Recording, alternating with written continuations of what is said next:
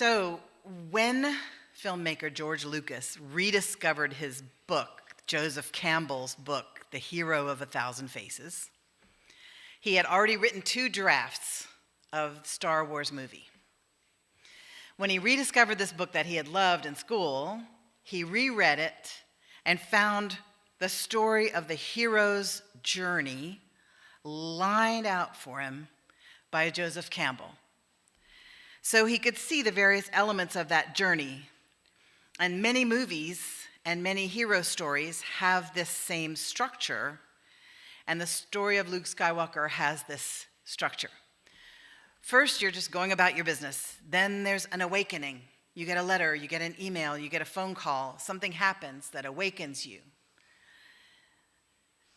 You might have to become engaged in an adventure. Do you want to go or not? First of all, there's the resistance to the adventure. Then there is some supernatural something that happens. A wizard comes by, or you get healed, or you get rescued, or you see a burning bush.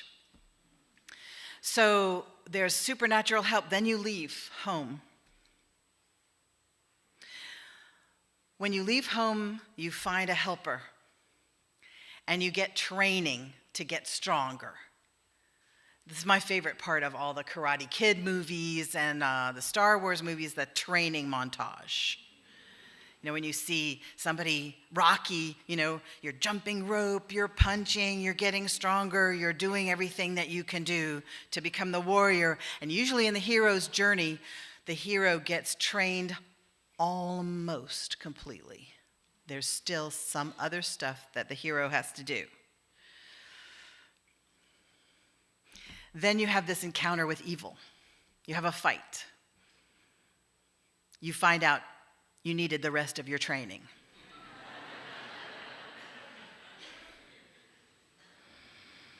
You have a temptation to become evil. Later on, you find out that you are both good and evil. It's all in you.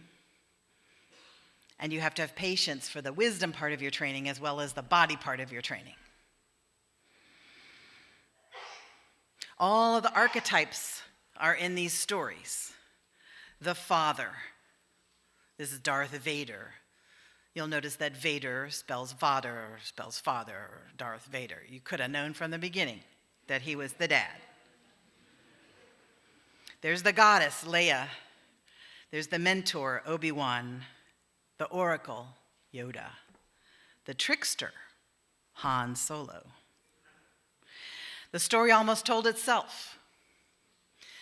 And many people in many cultures respond to this story, even though it does have some difficulties that come from having been written and mostly put into being by white people. People responded to the description of the Force that Obi-Wan gave Luke, that you heard Bill read. The Force is what gives the Jedi its power. It's an energy field created by all living things. It surrounds us and penetrates us. It binds the galaxy together. And we watched him train his intuition along with his body.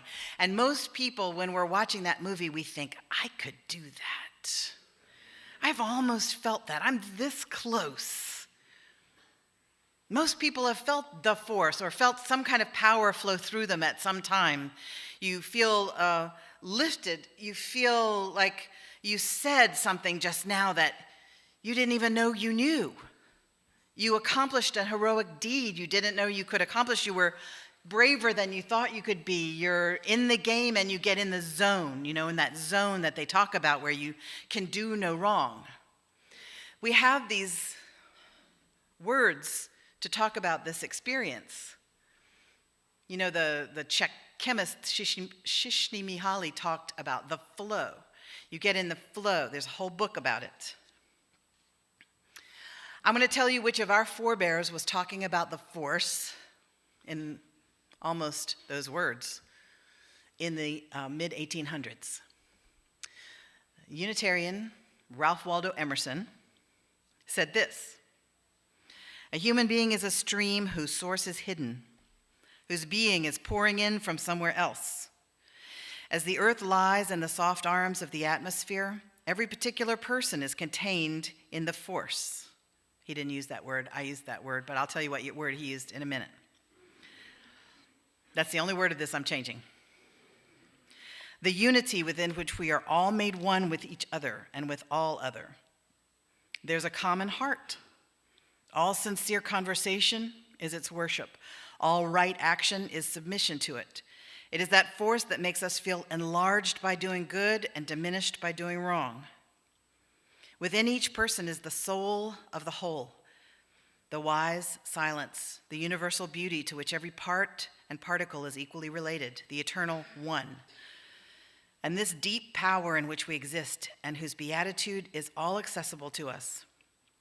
When it breathes through our intellect, it is genius. When it breathes through our will, it is virtue. When it flows through our affection, it is love. That is one of the writings of Transcendentalism, which is a movement begun by the cluster of Unitarians in Concord, Massachusetts. And they used almost the exact same words that Lucas wrote for Obi-Wan Kenobi later on. They had all been reading the recently translated Buddhist and Hindu scriptures. And so it is their interpretation of those scriptures, along with their liberal Christian upbringing, along with their intellectual scholarship, along with their life experiences, that brought Transcendentalism into birth. And so the force looks to me like another word for what Ralph Waldo Emerson called it, the oversoul. And this is what we are doing when we breathe together and go inside to the wise silence. We are opening ourselves to that calm soul of all things that Emerson talked about. There is conversation among religions about how much of the force is outside of us, how much is part of us. Does it have good and evil in it, or is it only good, and is evil just the lack of it? Is it accessible to everyone? Well, George Lucas made his choices in that theology. The force was outside of us, but also within us, and some people have it strongly and other people don't have it very strongly. And it has a dark side, which is in many Western cultures used to connote bad things. But as people who are trying to become aware of language and how it shapes our thinking, we would use dark as a way to describe a time when you can't see where you're going or where you have to be still because you can't move without hurting yourself. So I would say a destructive side or whatever, but the dark side is what Lucas calls it. So it has a creative side and a destructive side, both. So that's kind of more from Hinduism, that idea that both, the God dances a dance of creation and destruction. Carl Jung, upon whose work Joseph Campbell's work was based, would have called this side the shadow. So the force has a side that it presents and a side that is the shadow. And in order to find balance, which is what Yoda said we have to do in order to be strong within the force, in order to find balance, we have to acknowledge the shadow, we have to do battle with the shadow, and we finally have to integrate the shadow, not to say, yay, I'm embracing my evil side, but just to say, I know it's there, like a wasp in the corner of the room. I don't ever want to lose track of it, because then it'll ambush me, and we've all been ambushed by that side of ourselves before, where we have to go, did I just say that? I'm sorry, I didn't mean to say that. That's your shadow just ambushing you because you were being so sweet, you thought you didn't have a mean bone in your body. I think maybe I don't have a mean bone in my whole body. Just watch out. And when you're feeling really righteous, like you are really right about something, that's the time. Watch out, because you're about to do something really bad. So I invite you to feel like you're in training. I invite you to feel that you're training your intuition, which is what Emerson would have called it. Train your feelings, which is what Yoda was always telling Obi-Wan. Use your feelings. You will find Luke if you use your feelings. Train your intuition, and you will let it carry you. So it's a question, how much do we let the force do and lean on the force to do, and how much do we do? I've had experiences of rafting in a river that decided it wanted to kill us. But first, I was saying to myself, I will just trust this river, and then it will give me its best. Mother Nature's not a you-you. I trusted the river, and it ran me into a big sieve of roots of a tree. And then I kicked and decided to fight the flow. I'm not leaning on the force here. I'm not going with the flow. I'm going to fight and get where I want to. I'm going to go with my will. Kick, kick, kick, kick. And then I thought, okay, now I'm in the middle. I can go with the flow again. No, I was under this tree. There was a spider condominium. It had like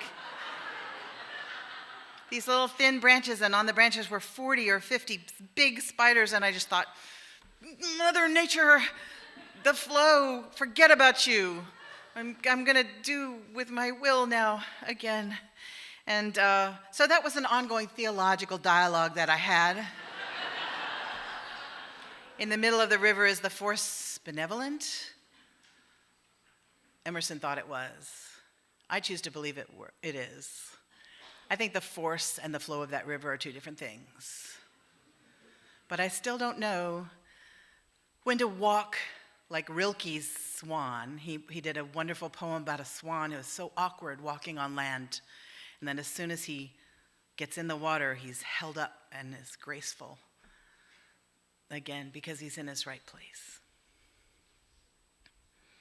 So practice in small ways, getting in touch with the force, so that when life takes one of its unpleasant spins or plot twists, as we like to think of them, when your children are giving you a hard time, your parents are making you sad, you get the bad diagnosis, you will be more practiced at finding that deep power in which we exist.